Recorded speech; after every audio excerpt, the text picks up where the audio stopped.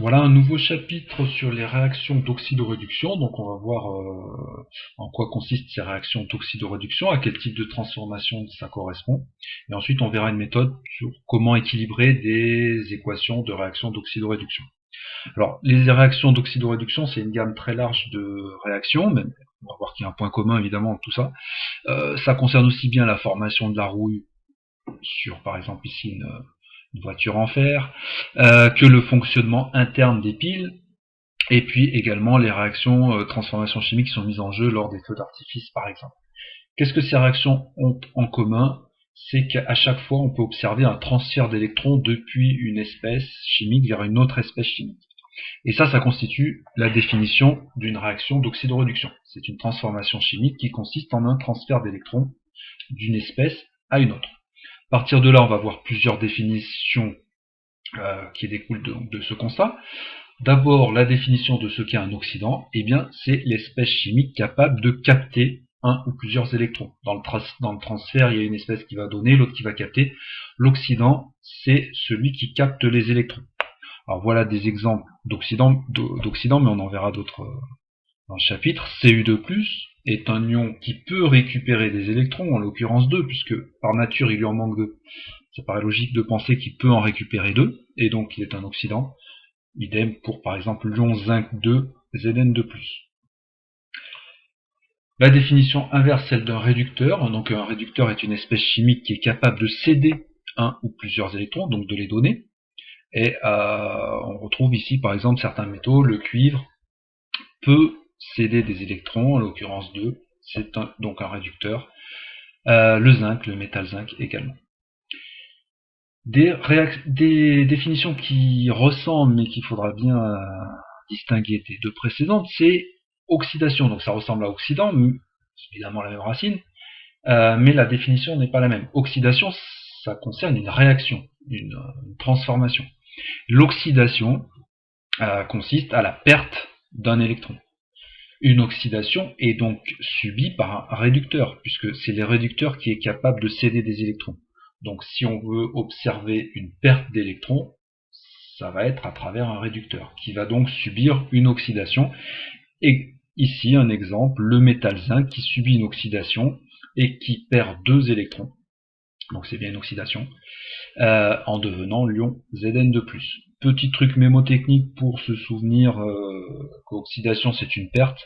Oxydation et perte sont deux lettres qui se suivent dans l'alphabet. Et puis la définition opposée à oxydation, celle de réduction. Réduction, c'est la transformation chimique qui consiste à un gain d'un ou plusieurs électrons. Donc ici l'exemple, l'ion cuivre 2 qui récupère 2 électrons pour redevenir le métal cuivre, c'est une réduction, puisqu'il y a bien gain de 2 électrons. Les réductions sont donc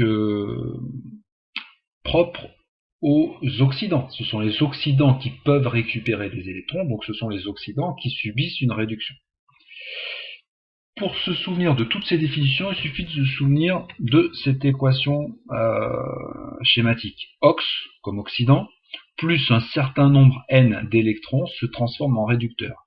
Donc si on se souvient bien de ça, Ox plus Ne donne Red. On peut se souvenir que donc un oxydant est l'espèce chimique qui capte des électrons, c'est la définition d'oxydant. Qu'un réducteur est une espèce chimique qui peut donner des électrons, si on imagine la réaction dans l'autre sens.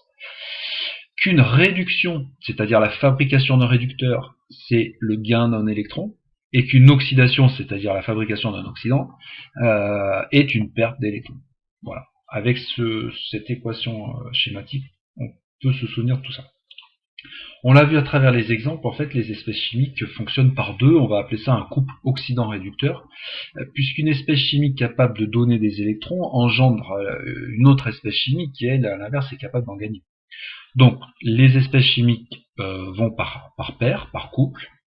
De manière standardisée, quand on écrit un couple, on écrit toujours en premier l'oxydant et en deuxième le réducteur. Donc voici un exemple. Cu2 plus Cu est un couple oxydant-réducteur. C'est-à-dire que je peux passer de cet oxydant-là à ce réducteur-là en faisant gagner 2 électrons à cet oxydant. Ou je peux passer de ce réducteur-là à cet oxydant-là en lui faisant perdre 2 électrons. Voilà. Quand on a identifié un couple oxydant-réducteur, on va pouvoir écrire ce qu'on appelle une demi-équation d'oxydoréduction, en abrégé demi-équation redox, qui va matérialiser comment le transfert, la perte ou le gain d'électrons va s'effectuer entre cet oxydant et ce réducteur. Il n'y a pas de notion de sens, puisque c'est aussi bien le réducteur qui peut se transformer en oxydant que l'oxydant en réducteur. Donc voilà comment ça va se passer. On va d'abord identifier l'élément chimique principal du couple. L'élément chimique principal, c'est celui qui n'est ni H ni O. Ça peut être le fer, ça peut être le cuivre, ça peut être, on verra des exemples avec le manganèse, le chrome, voilà. Et si entre l'oxydant et le réducteur, il n'y a pas le même nombre de cet élément principal, alors on l'équilibre en affectant un coefficient stoichiométrique pour équilibrer ce nombre. Ensuite, on va s'intéresser aux oxygènes, et pour équilibrer les oxygènes, on utilisera des molécules d'eau.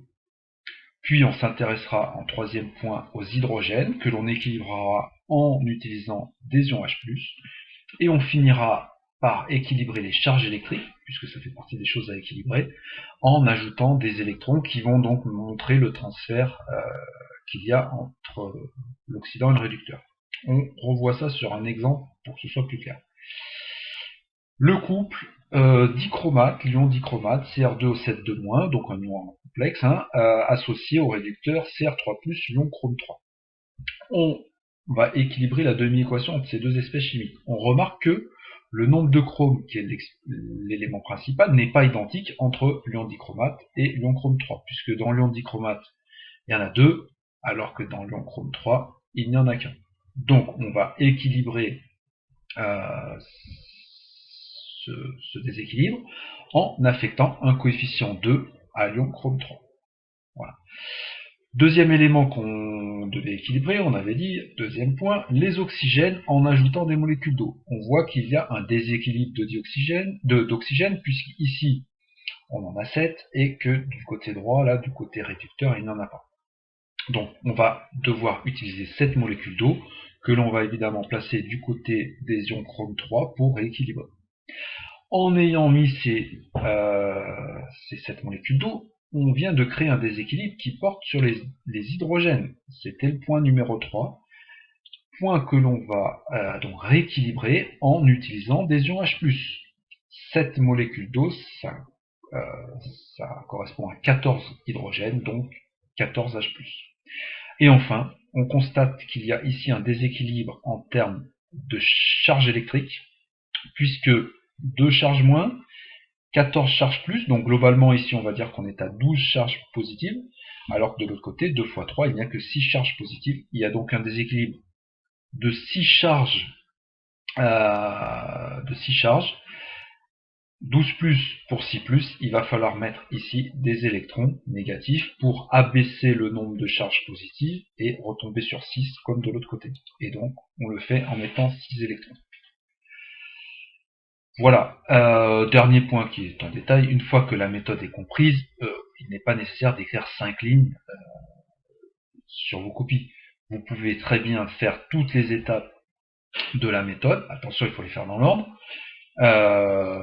simplement sur une seule et même ligne en ajoutant au fur et à mesure tout ce qu'il faut. Et donc n'écrire au final que la dernière ligne. Vous pouvez noter que ici on a utilisé un signe égal.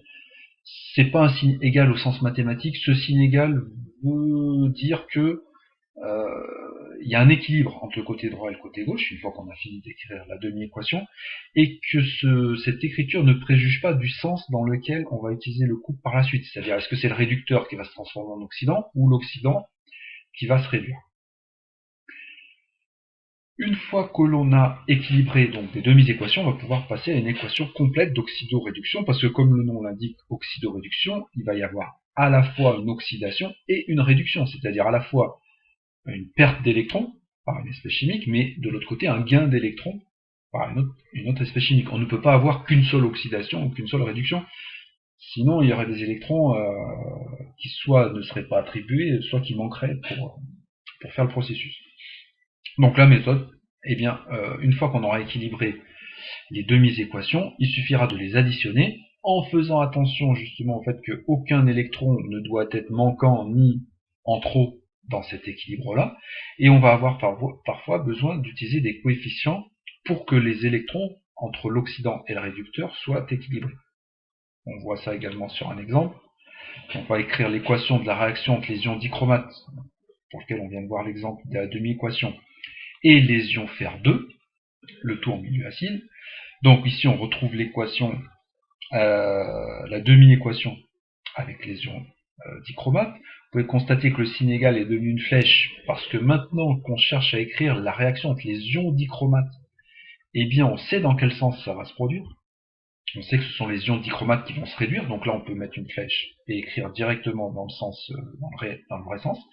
Par les ions fer2, donc ici le couple avec les ions fer2, couple tout simple, hein, fer2, fer3, donc on a besoin d'un électron pour équilibrer. Si on additionnait simplement ces deux demi-équations, on verrait qu'au niveau des électrons, ça ne fonctionnerait pas, puisque celle-ci a besoin de 6 électrons pour se réaliser, alors que ce couple-là ne va être capable d'engendrer que la libération d'un seul électron.